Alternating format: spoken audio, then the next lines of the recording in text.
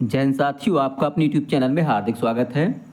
साथियों, आज हम आगामी राष्ट्रीय मीन्स कम मेरिटशिप एग्जाम को लेकर मैट अर्थात मानसिक योग्यता के जो महत्वपूर्ण प्रश्न हैं उन पर चर्चा करेंगे। ये जो प्रश्न हैं सभी राज्यों के जो पेपर्स हैं राष्ट्रीय मीन्स कम के उनमें पूछे जाते हैं और 1 से 3 प्रश्न निश्चित रूप से परीक्षा में पूछे जाते हैं। इनको हल करना बहुत आसान होता है, परंतु बच्चों को ये प्रश्न बहुत कठिन लगते हैं।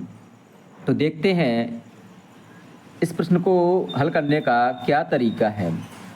इसमें लिखा हुआ है कि प्रश्न संख्या 21 और 22 में एक निश्चित कूट भाषा में रिम टिम बो का अर्थ है सन इज हॉट है तथा सिम जार टिम का अर्थ है मून इज कूल है और जार बोलिम का अर्थ है सन एंड मून है।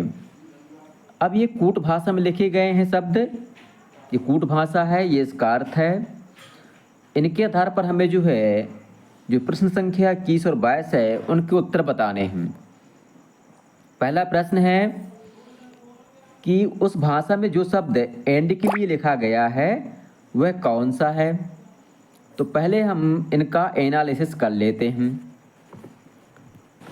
सबसे पहली बात देखते हैं कि जो एक कूट भाषा है पहली और दूसरी, इसमें उभयनिष्ठ कौन सा है अर्थात दोनों में कौन सा है। तो आप देख पा रहे हैं कि टिम शब्द जो है दोनों में है और इनका जो अर्थ है आगे, इनमें दोनों में कौन सा शब्द है, तो इनमें जो है इज दोनों में है। तो इस प्रकार से जो टिम है इसका अर्थ हुआ इज। क्या हुआ? इज। अब हम देखते हैं अगला कूट शब्द। तो अगला कूट शब्द है या ये वाला और ये वाला, बी और सी वाला।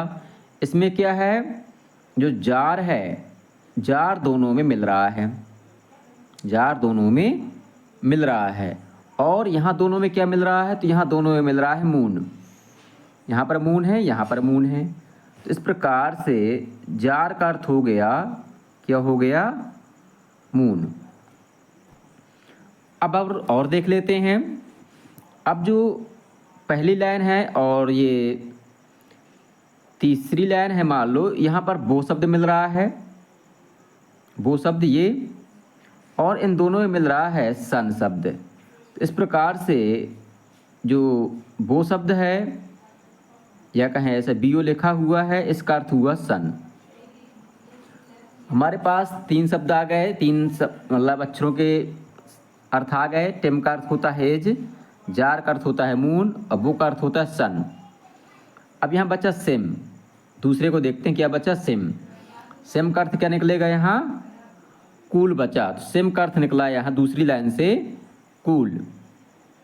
क्या बचा, कूल। और पहली लाइन को हम देखते हैं। तो पहली लाइन को रिम बचा, रिम का अर्थ हुआ क्या, हॉट बचा यहाँ। तो रिम का अर्थ आ गया हॉट। और जो यहाँ लास्ट की लाइन है, यहाँ लिम बचा, लिम का अर्थ हुआ एंड। क्या हुआ, एंड। तो यही पूछ रहा था कि उस भाषा को चुने जो एंड के लिए लिखा गया है।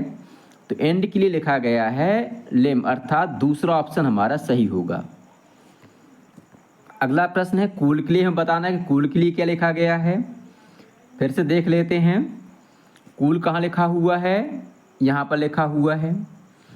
अभी हमने आपको बतलाया था कि जो मून शब्द है, जार दोनों, मून इसमें है, इसमें है, और जार दोनों में है। तो मून शब्द के लिए हो गया जार, जार हो गया मून शब्द के लिए। अब हमें बताना क्या था, जो दूसरा प्रश्न था इसमें बताना है कूल के लिए शब्द बताना है कि कूल के लिए क्या लिखा गया है। और मैंने आपको बताया है कि मून लिखा गया है किसके लिए, जार के लिए। तो जार के लिए लिखा गया है मून। और इज बताया था, इज पहली और दूसरे दोनों लाइन में है। और पहली और इस लाइन में दोनों में क्या मिल रहा है, टिम मिल रहा है।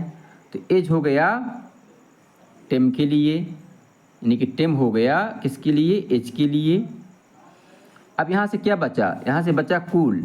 तो कूल के लिए क्या बचा शब्द, सिम बचा। सिम बचा मतलब कहे के लिए कूल के लिए। इस प्रकार से जो सिम शब्द है कूल के लिए लिखा गया है। इस प्रकार से इस प्रश्न का उत्तर होगा, मैंने आपको बताया क्या होगा, सिम। ठीक है, तो इसका सही उत्तर हो जाएगा ऑप्शन चौथा। तो साथ इस प्रकार से जो कूट शब्द हैं हमें देखना है कि सबसे पहले उभयनिष्ठ दोनों में क्या है। जैसे आपको हमने बतलाया कि पहली दूसरी लाइन में मान लो टिम है इस तरफ, तो इस तरफ उभयनिष्ठ देखेंगे, यहाँ पर उभयनिष्ठ क्या है, एज है, तो टिम का अर्थ हो गया एज। अब जैसे दूसरी और तीसरी लाइन को देखा हमने, तो यहाँ क्या है, जार उभयनिष्ठ है, और इस तरफ जो है मून उभयनिष्ठ है, तो मून का अर्थ हो गया जार। अब यहाँ पर वो लिखा है और पहले वाले में वो लिखा है, और दोनों में उभयनिष्ठ क्या है, सन है, तो वो के लिए हो गया सन।